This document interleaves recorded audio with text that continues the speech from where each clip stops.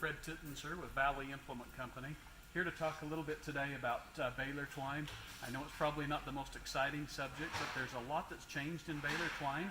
We're going to talk about it in this 3-minute video and just give you a little bit of an explanation. But the first thing that I need to point out to you is just kind of a basic on twine to kind of orient you. Whenever you see a ball of twine, and primarily my discussion today is going to talk about big balers, ton balers, 3x4 and 3x3 balers. But when you see this number, this ball here, for example, is 7,350. The first number right here is the length of feet in this ball. So in this ball right here, we have 7,000 feet, and the 350 here is the knot strength. And that is how much pressure we can put and build into a bale. Now historically on the twines that we've been selling, if you see 350 knot strength, it is guaranteed to get you all of that knot strength and even another 20, 30, or 40 pounds more without a problem.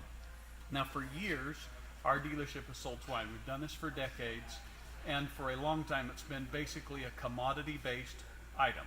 Something that you could get that was very little difference with the brands out there. Now we represent the PolyXL brand, and I'm going to tell you a little bit about PolyXL Prime, because there's something that's different out here on the market with PolyXL Prime. It's a little hard to see in a video, but if you come forward, you can see that they've changed the knitting capabilities. Now the knitter is how they take those polymers down there at the twine and they break it down and they put almost like a fishnet mesh in there. Now what that means to you is better strength, but the other thing that it means is that we can get a ball of twine and we can put more feet in the same size package because it's coiled just a little bit smaller. Let me show you an old baler ball twine here.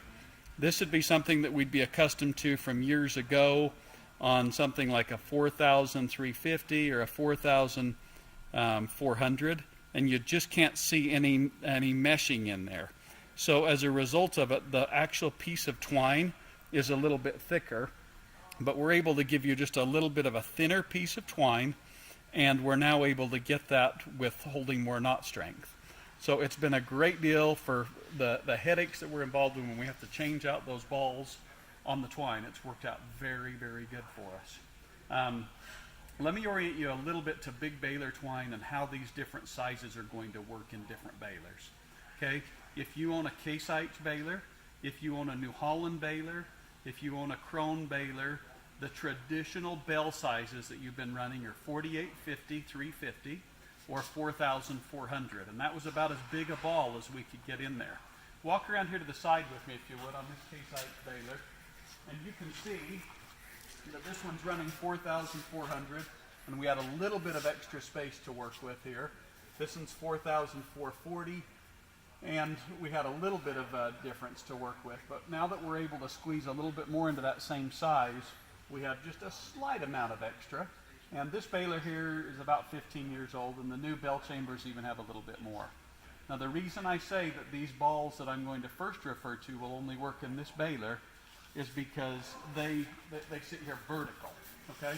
And so I'll then talk about the Massey Ferguson baler. When you go to load a new Massey Ferguson, they're all sitting like this. And so there's two different choices you can make. If you're running a Massey Ferguson baler, you're going to want a different size ball of twine than if you're running a Case IH, New Holland, or a Krone. Okay? So come back over here with me if you would.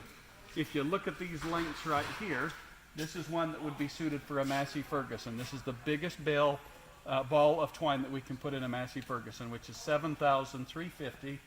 These are the same. Now primarily here at our dealership, Valley Implement likes to sell the yellow and the orange. We can get you all the rainbows of colors that you might need, but these seem to have the higher take rates. We got a lot of people that kind of mix and match, maybe run a different color for a different crop or to identify something they're baling for someone. One other item right while I'm on this is I have talked about the different size and that meshing and how that's going to impact you. There's nothing you're going to have to do to your knotter. You're not going to have to adjust your bill hook or your wiper arm or anything. When you drop this in, it's good to go and ready to work, okay? So these are the two. This is the type of twine that'll work in your Massey Ferguson baler. Now if you're running a Krone, running Case IH, or running New Holland, we have 50, 150, 400. So for those of us that have been around the industry for a long time, we've gone for years of just saying, sell me some 4,350 sell me for some 4,000, 440, and that was really common. Then a few years ago, we kind of bulged up and said we want a 4850, 350, and that was the very biggest we could get. But now today, you can get 5150, 400, and those will sit vertical in your baler. Okay, so that orients you a little bit to how the different twines are. Let me briefly talk about the import twines, and I did bring one import twine ball here. Guys, for years I have had a lot of vendors contact me and say, will you sell import twine? And at the end of the day, I can still get import twine for a guy. On a rare occasion I do, but I just rather not sell it. If you just take the same knot strength and the same length and put those two twine balls on a scale and say, how much does this one weigh compared to the domestic, compared to the foreign, they weigh about 4 pounds less. So the way they get your price down isn't just dealing with the foreign market, it's basically building a ball that doesn't meet our specifications. So at the end of the day, there might be a slight amount of difference in the price, but I can tell you at 2 a.m. when you're changing out a broken ball or something, it's probably not worth it. Now the other thing I might comment is you're working with our sales consultants on helping you identify the twine you need, is one other item you would want to consider is make sure you price it out by the foot.